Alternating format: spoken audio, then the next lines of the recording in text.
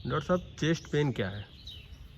देखिए, chest pain एक बहुत से बीमारियां होती हैं, कोई एक वर्ड में आप इसको एक्सप्लेन नहीं कर सकते। डायस्टोलिक डिसफंक्शन एक बीमारी होती है। वैसे जनरली जाड़े में जिस पेशेंट को खांसी ज़्यादा आती हो, कफिंग ज़्यादा करता हो, हाइपरटेंशन जिसको हो, ब्लड शुगर का पेशेंट हो, बहुत ढेर सारी चीज़ें हैं, लेकिन उनमें से एक हम आपको एक्सप्लेन करके बताते हैं कि डायस्टोलिक डिसफंक्शन क्या है। इसमें चेस्ट पेन होता है। चेस्ट पेन के लिए आपको जानना पड़ेगा कि चेस्ट पेन का मतलब क्या है। वास्तव में चेस्ट में हार्ट होता है। हार्ट के कारण अगर पेन हो रहा है तो चेस्ट पेन ठीक नहीं है। डायस्टोलिक डिसफंक्शन में यही होता है। हार्ट का काम होता है ब्लड को पंप करना। इसके लिए उसको कॉन्ट्रैक्शन करना पड़ता है और रिलैक्सेशन करना पड़ता है। Contraction, relaxation.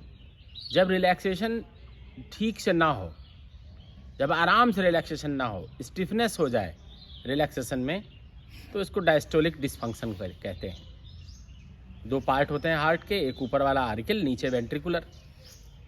वेंट्रिकुलर में स्टिफनेस आ जाती है तो फिर ब्लड आता नहीं है, और जब ब्लड आएगा नहीं तो ब्लड पूरी बॉडी में जाएगा कैसे? सीरियस हो सकता है ये। अगर जुड़ा हुआ है, आपका वजन आपके शरीर में ज़्यादा है, तो डायस्टोलिक डिसफंक्शंस होने के चांसेस हैं। अगर आप अल्कोहल लेते हैं तो तुरंत रोक दीजिए। अगर आप स्मोकिंग करते हैं तो तुरंत रोक दीजिए। जिस पेशेंट के अंदर डायस्टोलिक डिसफंक्शन है और वो अल्कोहल ले रहा है, तो समझिए उसकी आधी उम्र ही बचेगी।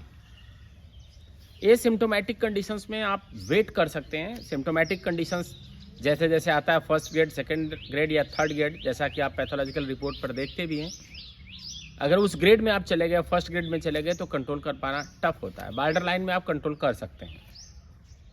बॉडी में कोलेस्ट्रॉल की वैल्यू को कम रखिए। हाइपरटेंशन अगर आपका है तो उसको आप कंट्रोल करिए। कोलेस्ट्रॉल कम खाइए, हाइपरटेंशन कंट्रोल करिए, और स्लगिशनेस लाइफ मत रखिए। फिजिकल एक्टिविटी अपनी करते रहिए। जाड़े में अपने आप को जाड़े से भी बचा के रखिए, क्योंकि आपका हार्ट नॉर्मल काम नहीं कर रहा है, रिलैक्स ठीक से नहीं हो रहा है, तो ब्लड सर्कुलेशन में भी दिक्कतें आएंगी। पाँव में सूजन आ सकती है। बहुत ढेर सारे सिम्टम्स हैं। होम्योपैथिक मेडिसिन में इसका बहुत अच्छा ट्रीटमेंट भी है। अब ये डिपेंड करता है कि आप कौन सी बीमारी से एसोसिएटेड हैं। डायबिटीज़ हैं तो उसके लिए कुछ दूसरी भी मेडिसिन है।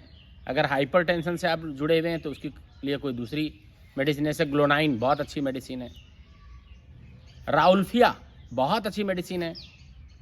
इस तरह से बहुत से, सिस्मियम जम्बोनिकम बहुत अच्छी मेडिसिन है।